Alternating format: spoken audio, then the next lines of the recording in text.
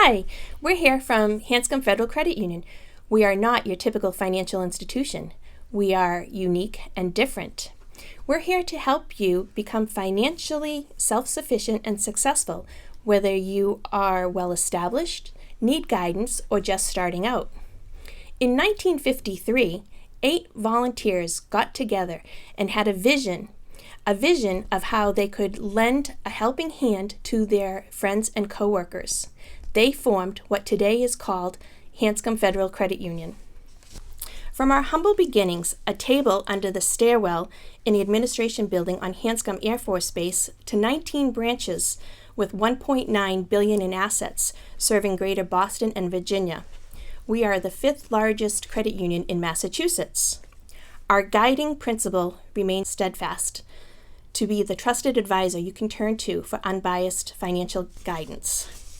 Today's table talk we'll call Borrowing for Knowledge and Investing in Your Future. I'm Colleen, branch manager of the Devons and Littleton, and with me is Lauren, branch manager of our Bedford office, and Melody, branch manager of our Billerica office. We're all financial wellness coaches. We'll be talking about our experiences today regarding financial aid, some scholarship opportunities, as well as the legal and medical aspects of preparing for college, as well as some money-saving strategies as you prepare for college. Lauren, you recently had 2 children graduate. Can you tell us about your experience? I did, and as we all know, being moms, 2 different children, 2 different experiences. Yeah. So my children both had to apply for FAFSA, which stands for Free Application for Federal Student Aid. This is a program run by the Department of Education, and it has a application process for applying for federal aid. You go onto their website, you fill out the application, they bring it down based on your family size and income. So you will have to give them your tax returns. That gives the colleges the idea of how much aid to provide for the student and how much the family can afford. Another avenue used by a lot of private institutions, colleges, and universities is CSC. And that stands for College Scholarship Service. This is, again, not a free application, but it has a bigger avenue for aid, as it looks at more than just your family size and your income. It also looks at, do you have investments? Do you own real estate? Your 401k contributions. This gives the universities a better idea of what grants, merit, aid to send out to the students when they've been accepted to their colleges. Okay, so children can also go online and apply for private student loans.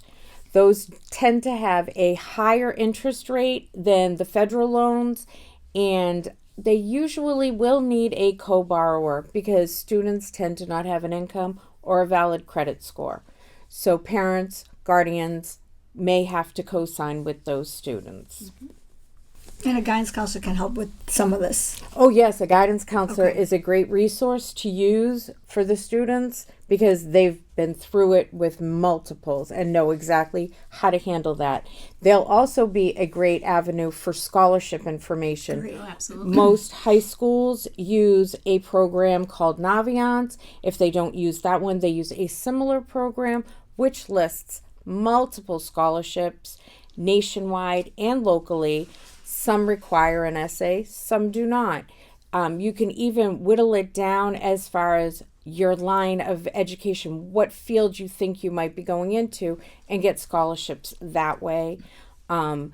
Another way for kids to look is in their local areas. Do businesses in their area have a scholarship program that they're using to help with the local high schools? As Hanscom does. Hanscom has a scholarship that we give out to 5 seniors every year. It has an essay part of it, and it's a great way to reach out to your neighborhood. Oh, absolutely. Equally as important is the legal and medical aspect. Melody, would you like to share? Yes, I do. I think sometimes when the kids go off to college, they are so enthralled in doing the FAFSA that we might sometimes forget about some legal aspects that we need to put into place when your student becomes 18.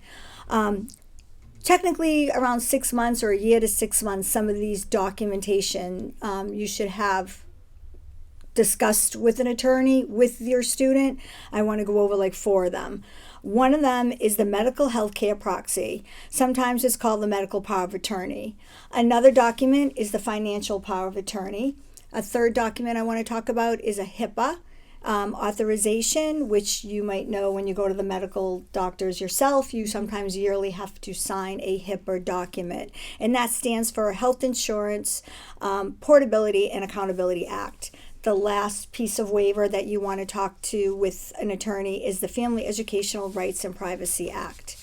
About the medical healthcare proxy, as we all know, when a child turns 18, we as parents, right, we don't have much say over their medical, situations that could happen.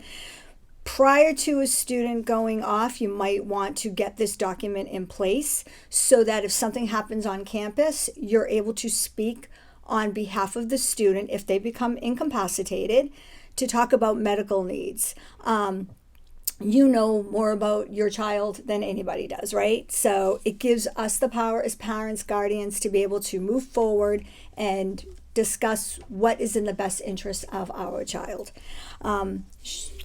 If your child goes to school out of state, is there a different state per state document that they should be looking for? Yes, on the HIPAA. The HIPAA authorization form, there is. Every state has their own HIPAA form. So whatever college state your child is going to, that form will be designed for that particular state. Very good question. Thank you for that. The next document, the financial power of attorney.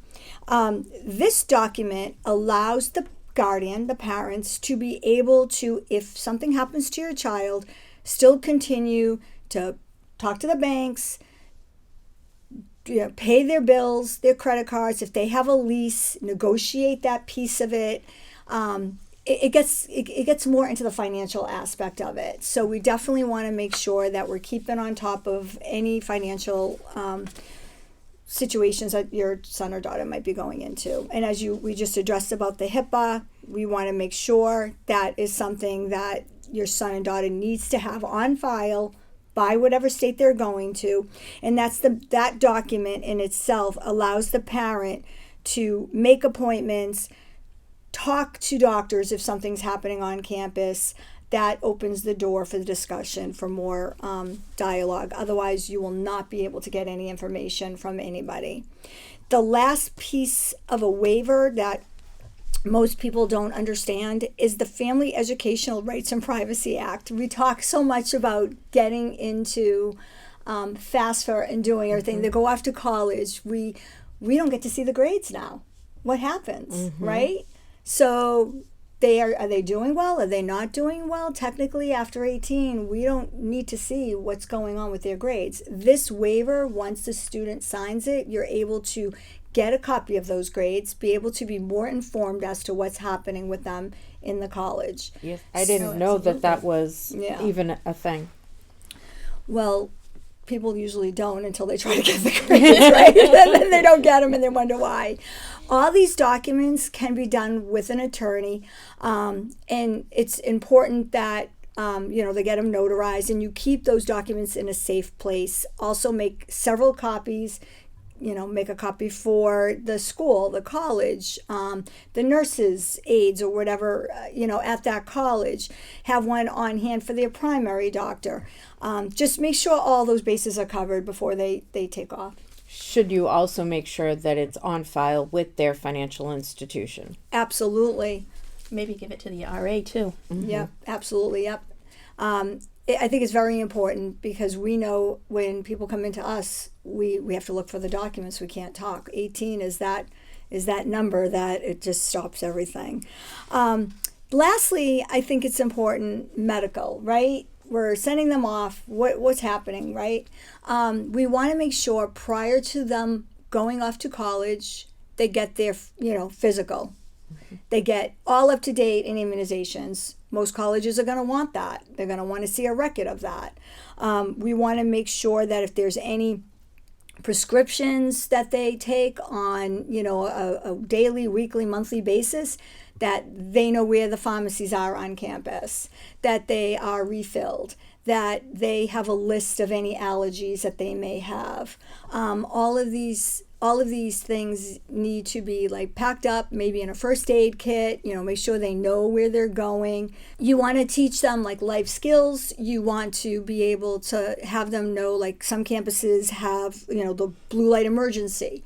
And you just have to know, when you're sending them off, this is the first time they're on their own, just prepare them. Right. They should also look to make sure if their college or university has a bus program that will go into the local towns, to the grocery stores or the pharmacies, so they have an avenue to get their prescriptions and whatnot refilled. Absolutely. They have to know their insurance card, right? I mean, I still kept my kids' insurance card. You have to kind of give that to them so they know. And another thing that's important is making sure that maybe their roommate, maybe the RA on the form, whoever is close to them has an emergency contact. If something happens, who are they going to call? Who's the second person they're going to call? And it's not a bad idea for them to know their blood type, and have a list of everything that they need. You forget about this, but it's something that they need to have. If they can't get in touch with you, who's the next person they can get in touch with? So now they're prepared, they're off, we have that. What now? We have to talk about savings and budgeting, right? So how do we prepare them to save and budget when they get that job on campus and they go forward with absolutely. that, right? We have to say. We can talk to them about saving for their short-term needs as well as their long-term needs and aspirations. If they are working on campus, we can, help them allocate a certain percentage to their long-term savings, and then have a few dollars in their pocket for the weekend savings, their expenditures that way. Whatever it is, maybe they have a goal of saving for a car or spring break. We can help set up a budget with them in addition to their parents. Maybe the parents are funding their social life as well. So, that's also another consideration. That teaching them debit cards, right? Like, because what happens ways with that? to avoid Right. the ATM fees. Maybe help them find the ATMs that are free. Exactly. So all those little tricks of the trade. Yeah, 'cause they don't we can know, sit with the student as well as their parents as financial wellness coaches and help them navigate through that process. It's great education. They don't teach that prior to going off. Do you find Exactly. They don't teach that. And it's something they all need to know. Yeah. At Hanscom Federal Credit Union, we realize that, your life is full of the, everyday certainties. But, once in a while, you're going to have those hiccups, that are going to, throw a curveball your way. Yeah. And it's, those curveballs that, challenge you, they transform you. And we're here to help. We realize that's going to happen, and we're here to hold your hand and help you through those hiccups and those bumps. Sure are.